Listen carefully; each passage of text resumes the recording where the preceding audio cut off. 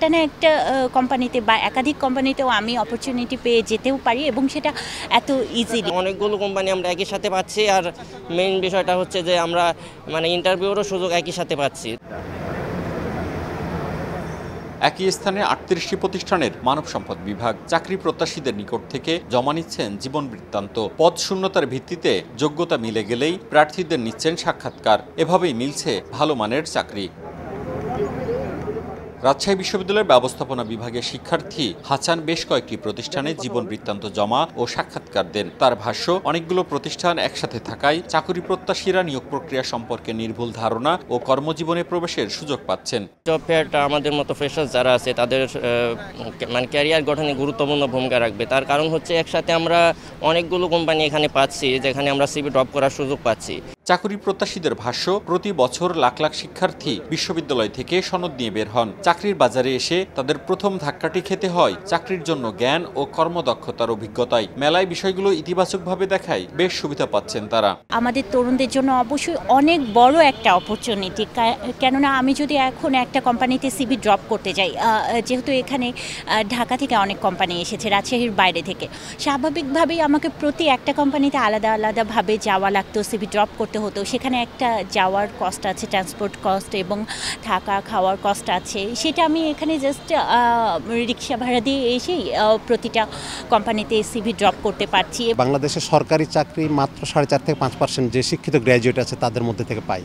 তাহলে বাকি 95% কোথায় যাবে আসলে? আমাদের ক্যান্ডিডেটরা যখন ওনাদের কাছে সিভি জমা দিবেন, ওনারা ইনস্ট্যান্ট ওই সিভিটা অ্যাসেসমেন্ট করে ওনাদেরকে ইনস্ট্যান্ট ভাইবা নেবেন। নিয়োগকারী প্রতিষ্ঠানগুলো বলছেন, নিয়োগের ক্ষেত্রে শিক্ষাগত যোগ্যতা, ফলাফল, পরিশ্রমের মানসিকতা, পাঠ্যক্রমের বাইরের দক্ষতায় বেশি জোর দিচ্ছেন।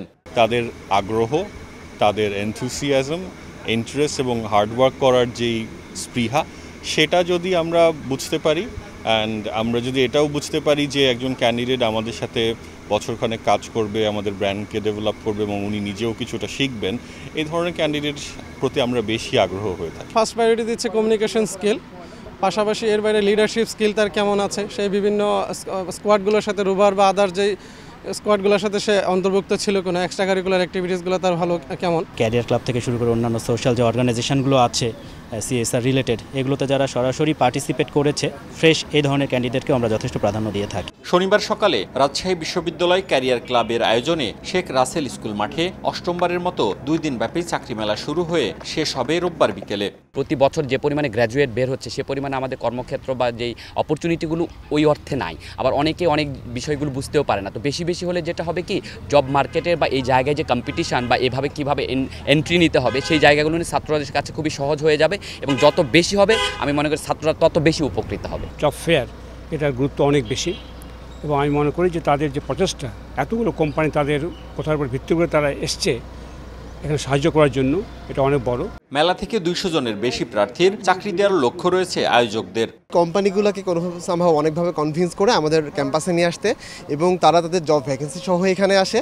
অ্যান্ড আমরা এইবারও প্রায় 2 শতাধিক চাকরি এখান থেকে ইনশিওর করবো বলে আমরা আশা করছি। অ্যান্ড তারা অন স্পট ইন্টারভিউ নিয়ে তাদের হাতে অ্যাপয়েন্টমেন্ট লেটার দিয়ে তারা যাবেন। রাজশাহী বিশ্ববিদ্যালয় ছাড়াও যে কোনো শিক্ষা প্রতিষ্ঠান থেকে পাশ করা চাকরি প্রত্যাশী এই মেলায় অংশ নিতে পারছেন। নেই বয়সের বাধ্যবাধকতা। মেলায় ডিজিটাল মার্কেটিং, প্রার্থীদের ভালো প্রতিযোগী হওয়ার কৌশল, সাক্ষাৎকার সম্পর্কিত ও দিক নির্দেশনামূলক নানা বিষয় জানানো হচ্ছে আয়োজকদের পক্ষ থেকে। মওদুদ রানা, সময় সংবাদ, রাজশাহী।